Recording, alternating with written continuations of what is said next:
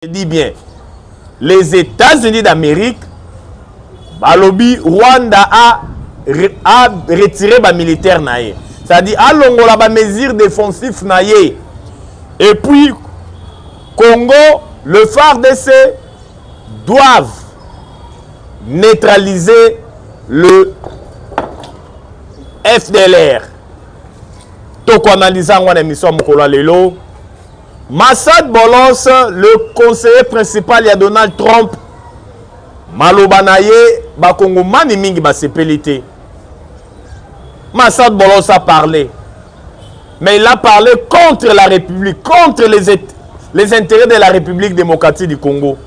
Toko analysant on émission Mokolo Lelo. Qu'est-ce qui se passe dans le nord, dans le Sud Kivu? Précisément dans le territoire de Masisi. Dans la localité Babengi Kasopo. Deux affrontements terribles ont été engagés aujourd'hui entre les Wazachou et Balansa qui va contre-offensif. Dans la position des terroristes de M23 dans l'armée rwandaise et Ezali dans Kasopo. Toko analysant une émission Mokolo Lelo. Le chef de l'État Fatou Béton, toujours aux États-Unis d'Amérique. Tellement Tata Mokonzi Ekolo Azali sollicité na ba délégation partout où Ezali Kouta na Mokili.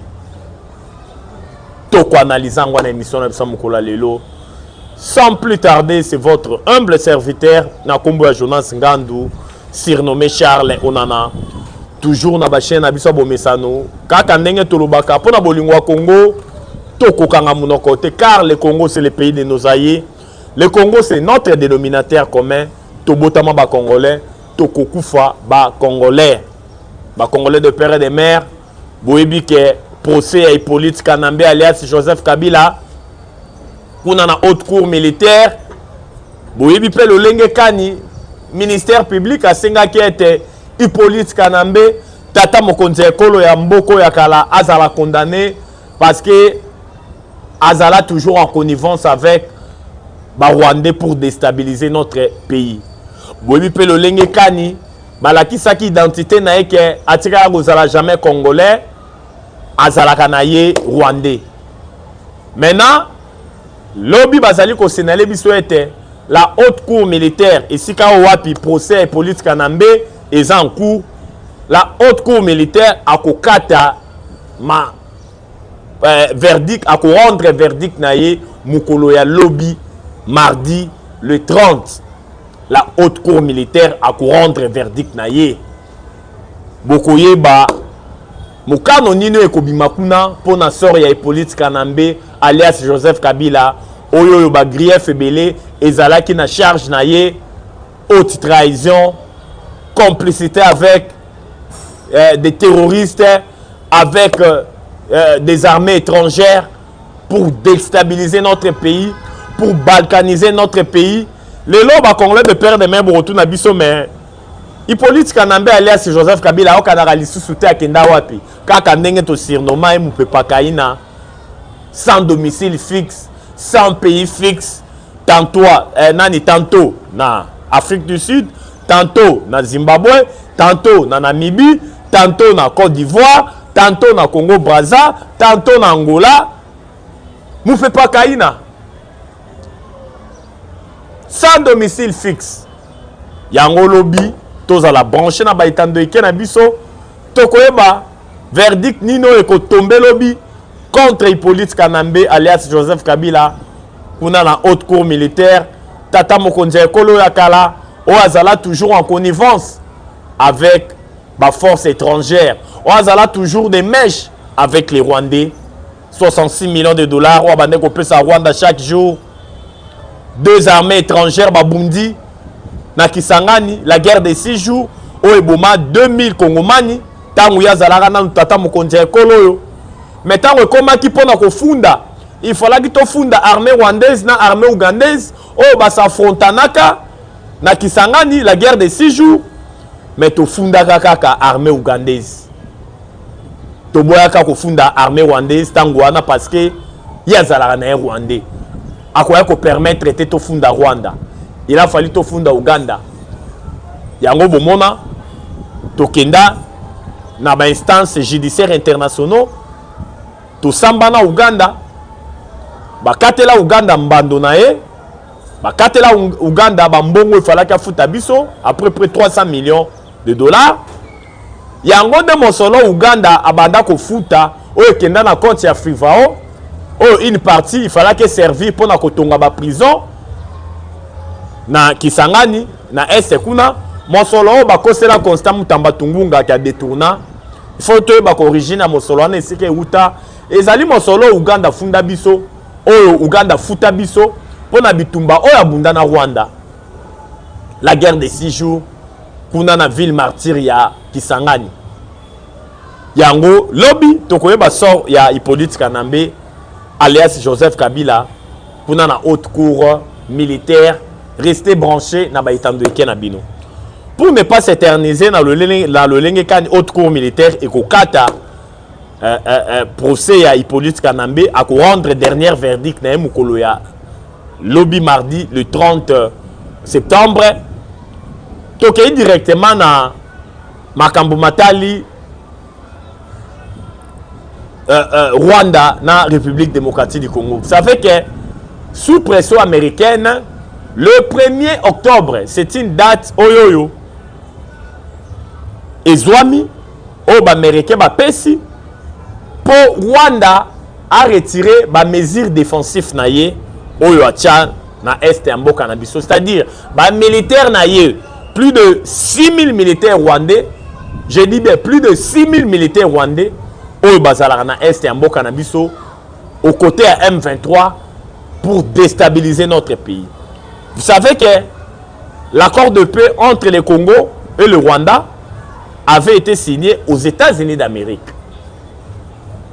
Maintenant, dans cet accord de paix, vous le savez très bien, ils ont à disposition que l'armée rwandaise a retiré les mesures défensives dans l'Est et en Canabiso, parce que vous le savez très bien que le militaire rwandais il se bat aux côtés du M23 contre l'armée congolaise et le Wazachou, le Wazalendo, Banamboka. Accord de paix en tant que Sinaki Ango, Torobaki, Rwanda a bimisa ba militaire na ye, alongo la ba mesure défensif na ye, Bisope Congo. Le fait que Rwanda alobaka toujours que présence na ezali na est yamboka na biso parce que ba FDLR bazali o bazali ko constituer capacité moko ya menace o ba ko attaquer Rwanda de ngonga nyoso balingi pona kolongola Libye wana pona kolongola prétexte wana yango bomona ki lolenge kani le gouvernement alobaki OK FDLR oyo bakota na Congo depuis 1994 le loton en 2025 soko taliba âge na bango basé sur la capacité mon côté ya ko déstabiliser pouvoir et les sanguinaires Paul Kagame kuna na mboka ya Rwanda. Lokola Kagame alukaka toujours prétexte kolela koloba non ba militaire nanga bazali na Congo parce que ba FDLR un jour ba ya ko attaquer Rwanda. Botia yango na kati ya signature ya accord de paix auto signaki. Yango bomoni lolenge kani mukolo ya le 1er octobre les États-Unis d'Amérique na ba pays nyonso oyoyo bazali impliqué na makambo ezali koleka na partie orientale mboka na biso, ils se sont convenus que Rwanda banda ko retirer maintenant ba militaire na ye mukolo ya le 1er octobre biso pe Congo to banda ko anéantir ba FDLR oyo to s'engagea ki biso nyonso de part et d'autre na accord de paix oyo sinama ki na États-Unis d'Amérique entre les deux ministres des Affaires étrangères. Mais ça se fera concomitamment, d'une manière simultanée. Côté biso to bandi neutralisation ya FDLR, côté Rwanda le 1er octobre bandi ko bimisa ba militaire na ye na partie orientale ya mboka na biso. Il faut eko sale malolenge moko. Eko zalate biso to bandi ko neutraliser ba FDLR et puis ya bandi ko retirer après hier ko retirer ba mesures défensives na ye, c'est-à-dire qu'on retire les militaires na la partie orientale à mboka la bisoté. Et que ça les mains, le lenge moko, mbala moko, koto tozali ko bundisa ba FDLR, soki bazala ka na mboka na biso Congo po biso ba Congolais to biete. Ba FDLR bazala li sous-souté, soki bazali, c'est que bazala na capacité ya ko neutraliser pouvoir régime et les sanguinaires Paul Kagame. Mais pendant que l'on a kaka Libyana, pendant que l'on a kaka prétexte wana, ouais, ça se fera d'une manière simultanée. Yango bomoni lolenge kani, une date a été donnée le 1er octobre pour Makambouane Salema. Mais de l'autre côté aussi, Tolanda qui conseiller principal à Donald Trump na kombo ya Massad Bolos. Ce que Tala qui va dire il y a Massad Bolos ou azali conseiller il y a Donald Trump et pesa qui penza passe pe mawa. Comment na lolenge kani Massad Bolos a commis versatile. Ba propos na commis ko changer par rapport à déstabilisation à partir orientale ya mboka na biso. D'abord Batouni conseiller principal à Donald Trump Massad Bolos na makambo tali génocoste. Vous voyez qu'après la deuxième guerre mondiale, au Batouba plus de 30 millions. C'est à l'est de la République démocratique du Congo, au Bakongo, Bakoufi, plus de 10 millions de morts. Et le Banayango, écrivain politologue camerounais, na Kombo Charles Onana, na ouvrage na Yakuma Holocauste au Congo, c'est-à-dire sacrifice au Congo, l'omerta de la communauté internationale, c'est-à-dire la loi du silence de la communauté internationale. Mais tout le monde le lenge kani. Massad Bolos, au Azali Bongo, conseiller principal à Donald Trump, a ignoré même génocoste, génocide congolais, aux armées rwandaises et Bomi Bakongoman il y a de cela 30 ans, plus de 10 millions de morts, plus de 500 000 femmes violées, plus de 110 000 hectares dévastés. Massad Bolos a répondu aux questions comme il se devait. Et puis au-delà de ça, Massad Bolos a Zolobela. Dans Makambu ya Congo, il faut total les causes profondes. Mais na comment les causes profondes, Massad Bolos, conseiller principal à Donald Trump, Alingaka Loba, alinga ça la même allusion dans Maïmatali intégrité territoriale en Mboka na biso Congo. Traçage à la frontière.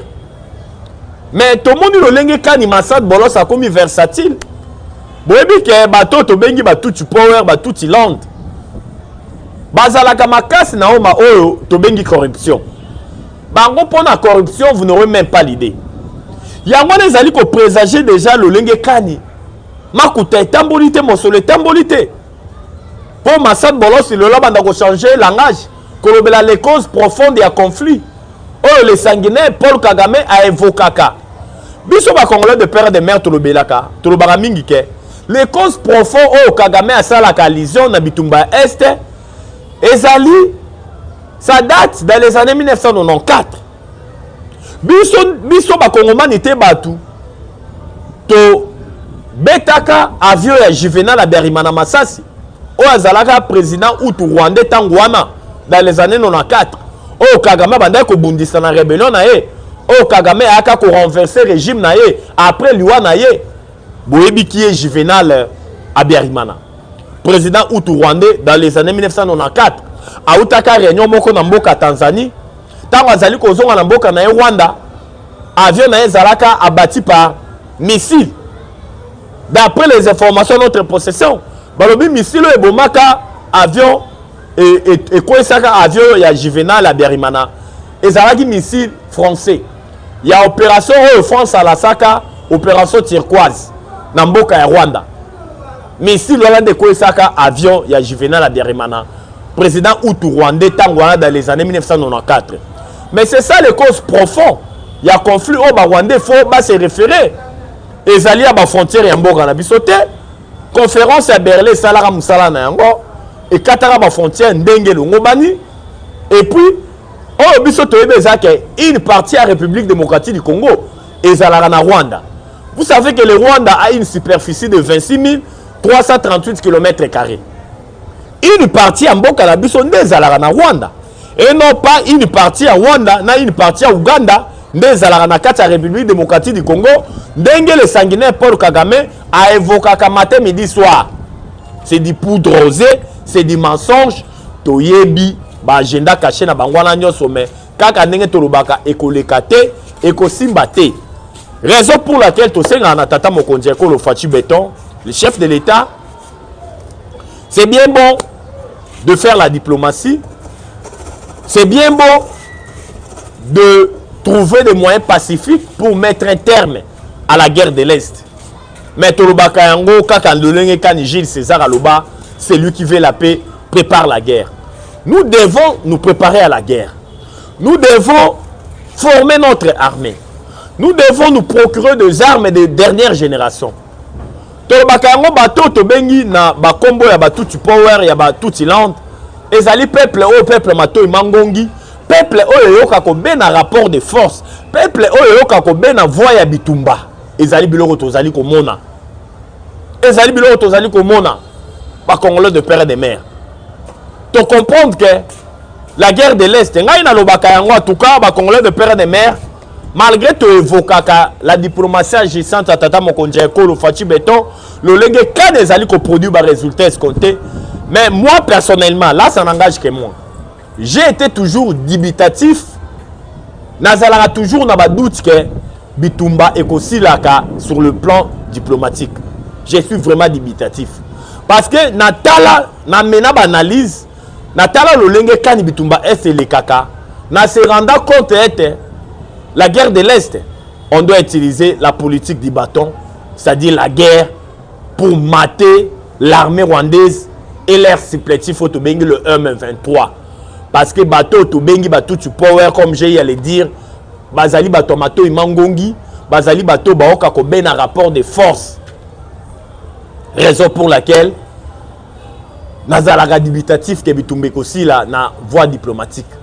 Mais neba ke to kosi lisango na lokito na voie ya Masasi pour tout se faire respecter. Parce que la guerre de l'Est est humiliée mboka na biso na façon moko, vous n'aurez même pas l'idée. Et là qui si traîtrise, et là qui si trahison, oyo ezala ki monnaie courante na kati ya armée na biso.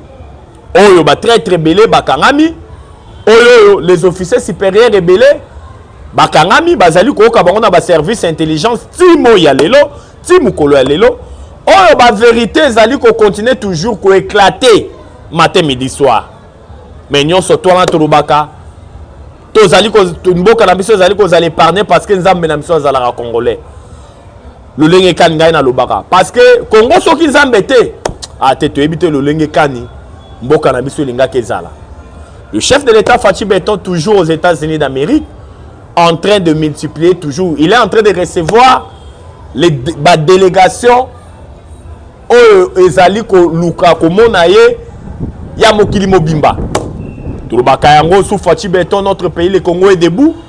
Tolobaka yango sous Fachi Beton, partout où on est en train de parler de la République démocratique du Congo, les Congolais sont là. Auparavant, ce n'était pas le cas parce que les pays étaient représentés par les Tutsi Power, par les Nilotiques, par les Tutsi-Land. Parce qu'on avait placé un étranger au sommet de l'État, un Rwandais au sommet de l'État, avec comme objectif de balkaniser notre pays, avec comme objectif de rendre notre pays ingouvernable, d'enterrer notre pays.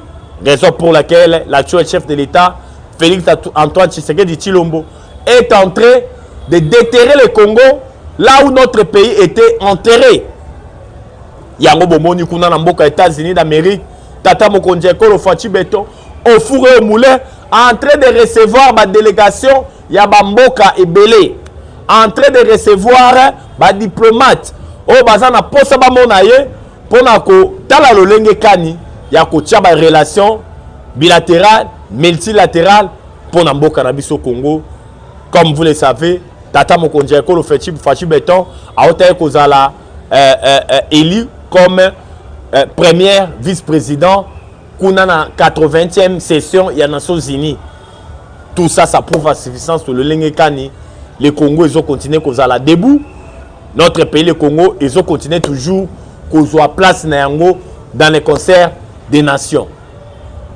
Pour ne pas s'éterniser dans le lenge kan Tata Mokonzi Ekolo Fachi Beton, azali na agenda moko trop chargé kuna na mboka États-Unis d'Amérique. Tokei directement na Maïmatali Bitumba. Il n'y a jamais eu le développement là où il y a la guerre. Mais na Koé Sabino na province ya Nord Kivu, na territoire ya Masisi, au Pesimboamboa Boyi. Lelo na localité ya Kasopo, Oyoyo, Bawazalendo depuis 5 h du matin, na nos voyants militaires, les FARDC, Ils étaient dans l'obligation de lancer des contre-offensifs. Dans ma position, ils allaient occupés par l'armée rwandaise et l'air supplétif na bango tobengi le 1 mai 23. Des bombardements chirurgicaux parce que quand on tozali ko solo là, quand les Américains bazali ko tia ba pression, mais quelque part banilotique ba tout tu power bazali ko profiter ko luka lolenge kanya ko gagner ka di terrain. Yango monaki lelo na localité ya Kasopo kuna na territoire ya Masisi au bombardement chirurgical lancé par nos FARDC et les Wazalendo depuis Mukolo à lundi vers 5 h du matin. Et ça allait continuer. Même au moment où nous sommes en train de faire cette émission, des bombardements continuent. Aux kuna na côté à Walungu, ezaki na pomoko oyo pont na bosani kombo na yango oyo bandai ko servir na ravitaillement ya armée rwandaise na banyangala kata ya le M23 oyo ezalaki bombardé par nos drones de guerre au babeng na kombo CH4B. Le fameux pont a été bombardé et coupé directement par renfort na bango na le lenge kani bazalaki ko s'approvisionner pour na ko cibler maintenant le lenge kani il faut attaquer Uvira. Tout le monde peut le lenge kani toujours na province ya Nord Kivu. Maintenant tokei maintenant côté Walikale. Na Walikale to remarka ki population a contre wana benga ki biso ko bisa biso ete ba mona ki ba renfort ya ba troupe rwandaise na ba supplétif na bango to bengi le M23 ba bande maintenant ko viser nani Pinga. Boyebi ke Pinga ezali cité moko stratégique parce que ezali ko regorger ba minerai ya makasi lokola ba calciterite ba minerai belé. Cité on ezalaki vraiment visé na ba renfort ya banyangala kata ya armée rwandaise na le M23 pour ba viser ndeni na kotake Pinga. Auto sepeli na vigilance ya armée na biso na lolenge kani population pe sa biso information bazalaki pesa vigilant pour na kotala lolenge kani ya ko stopper ba renfort wana ya banyangala kata ya armée rwandaise na ba supplétif na bango le M23 na ba bombardement ciblé avec des précisions auto ko la biso to ko la bino avec le plus ample détail na ba mission ezali koya wana nyonso to ko senga na armée L'issue du colo à l'issue, plus rien ne sera jamais comme avant parce que tu es bien motivation ezali penza au rendez-vous côté à FARDC na bawazalendo na biso. Boye bien ba chaîne na biso ezali likambo ya ngonga ya kolobe ezala kebele ezana na sujet monsieur fait to développer mais to vu tenter parce que nous courons derrière le temps.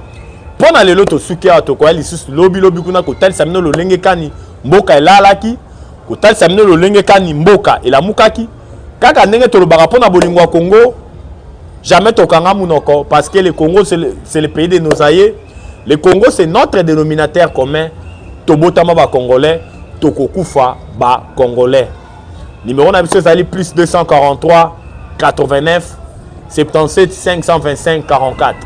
Plus 243 89 77 525 44. La patrie ou la vie. La patrie ou la vie, la patrie, ou la vie, nous vaincrons. Je dis et je vous remercie. Ciao, à la prochaine.